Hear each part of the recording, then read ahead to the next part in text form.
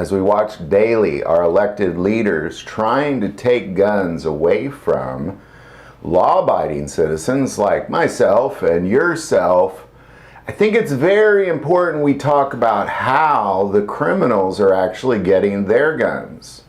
Because on average, there's over 500,000 illegal guns being funneled through the U.S. illegal gun pipeline, referred to as the iron pipeline. And it's important we begin to talk about, well, okay, so if you're wanting to take my guns, because the effort is going towards taking law-abiding citizens' guns, yet here's how criminals are being supplied firearms, 500,000 a year on average, through the iron pipeline.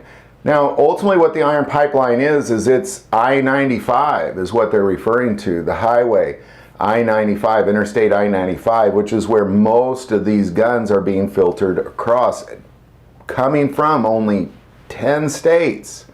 10 states in the U.S. are filtering 500,000 plus guns to places that have high levels of anti-Second Amendment laws, like New York, New Jersey, Illinois, LA, places like that is where they're going, because the criminals are going to access guns. 500,000 a year is how many they're going to access, and that's only through this iron pipeline.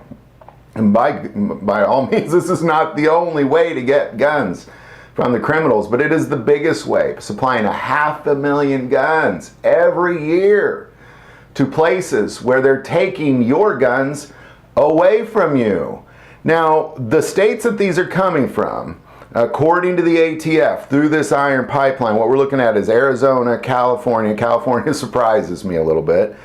Georgia, Florida, Indianapolis, North Carolina, Ohio, Pennsylvania, Texas, and Virginia. 10 states supplying 500,000 guns to criminals every year. Every year. But we don't talk about this in the media. We don't talk about this. I guarantee they're not talking about it on Capitol Hill. They're definitely not talking about it at your state. Representatives aren't talking about it either.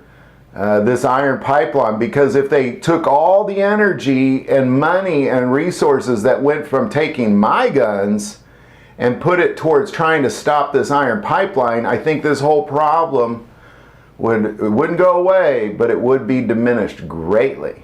Greatly. It's very important we begin to look at how the criminals are getting their guns, because we're not talking about that. We're only talking about how I get my guns and how you can take my guns away. That's the only conversation we're having. And it's extremely important we shift it from that to, well, how are the criminals getting their guns? Those are the only guns that should be taken away, and nobody's trying to take those away. They're only trying to take my guns away. And that doesn't make any sense, especially when they're getting 500,000 guns a year.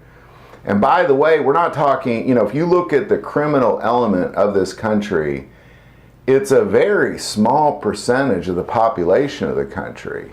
So when you have a very small percentage of the population of the country getting at least 500,000 guns a year, we've got some big problems that we're not talking about. And the iron pipeline should be the biggest target by the ATF and the FBI and the thinking heads in Washington, D.C., and not me.